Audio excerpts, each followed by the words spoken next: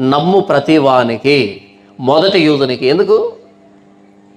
ధర్మశాస్త్రం ఇవ్వబడింది మొదటి యూదులు కాబట్టి.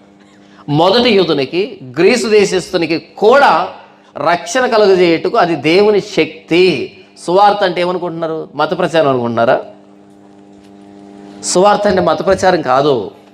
నమ్మితే మన పాపాల నుంచి మనల్ని పవిత్రపరిచేటువంటి శక్తి అందులో ఉంది. దేవుని ఉగ్రత నుంచి మనల్ని విడిపించేటువంటి శక్తి అందులో ఉంది. దేవుని తీర్పు నుంచి మనల్ని తప్పించేటువంటి శక్తి అందులో ఉంది. సువార్తలో శక్తి ఉంది. ఇక్కడ కూర్చున్నటువంటి మీ అందరూ గతంలో మంచోళ్ళేనా? మన కుటుంబంలో కానీ, మన సమాజంలో కానీ, వీధిలో కానీ మనకు గతంలో మంచి పేరే ఉండేదా?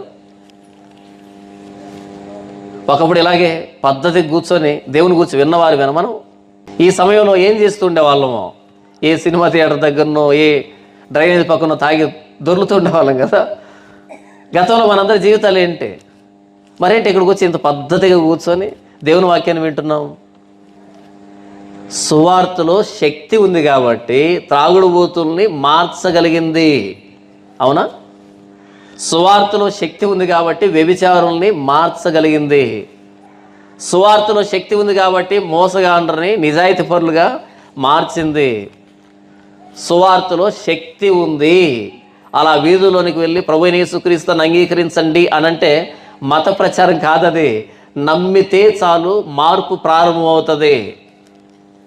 ఒకప్పుడు ఎక్కడైతే పాపులుగా అందరి చేత చీకొట్టించుకున్నామో అక్కడే ఆశ్చర్యపోయేటట్టుగా మన ప్రవర్తనని మారుస్తాడు ఆయన. మనం మార్చుకోవడం కాదు.